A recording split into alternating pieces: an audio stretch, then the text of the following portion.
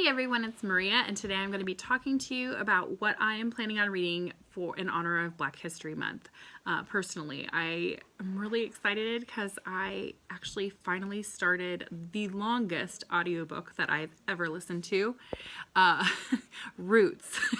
If any of you have seen how big of a book that is by Alex Haley, it's kind of intimidating, and I am still getting over my big book fear.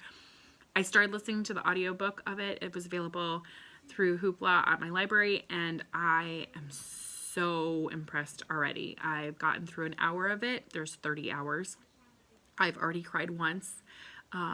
There's so much beautiful writing in it. I think it kind of reminds me, I loved Homegoing by Yaa Gyasi, and I think this is probably the original Homegoing. And so I'm really excited to read that and get over, again, my big book reading challenge. So that's the first one. The second one is kind of a reread. This is the graphic novel adaptation of Kindred by Octavia Butler.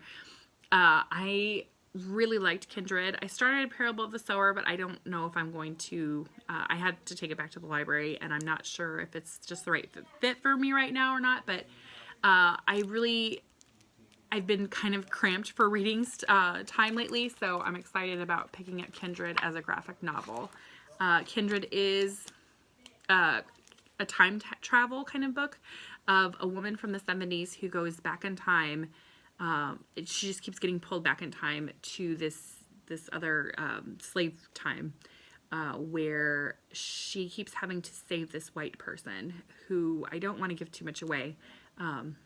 But there's some reasons that she keeps getting pulled back to save him, as well as the fact that she is married to a white person in the 70s. And so there's so many different things that were interesting to me about this book. It is very, emotional, but I thought it was really cool. And I'm excited that it's a graphic novel. So next up is A Slave in the White House by Paul Jennings and the Madisons by Elizabeth Dowling Taylor.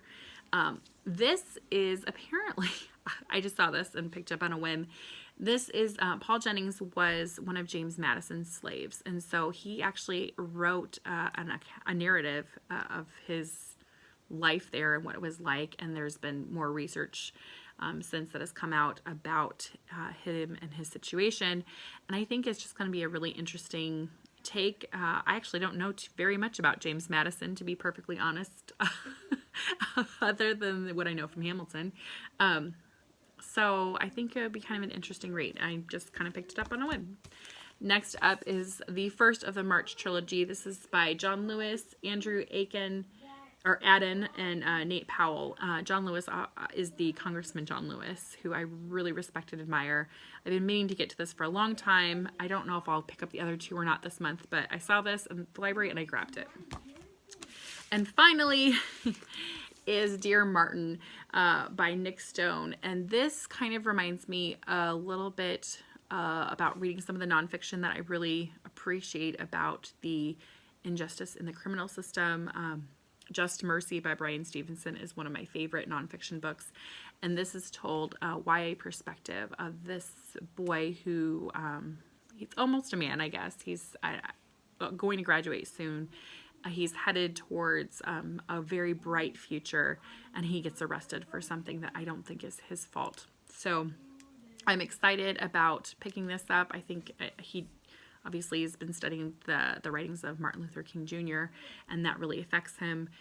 So yeah, I don't often see very many African-American males portrayed in literature. I see a lot more females portrayed in literature. So I think it'll be a really good thing to see a male perspective, because they have a very different view of the world, I think.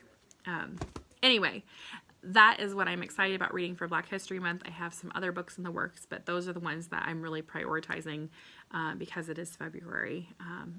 So anyway, I would love to hear in the comments if you've read any of these. Which one do you think I should read first? Which one are you most excited about? And what are you reading for Black History Month? I would love to know in the comments. Talk to you later. Bye.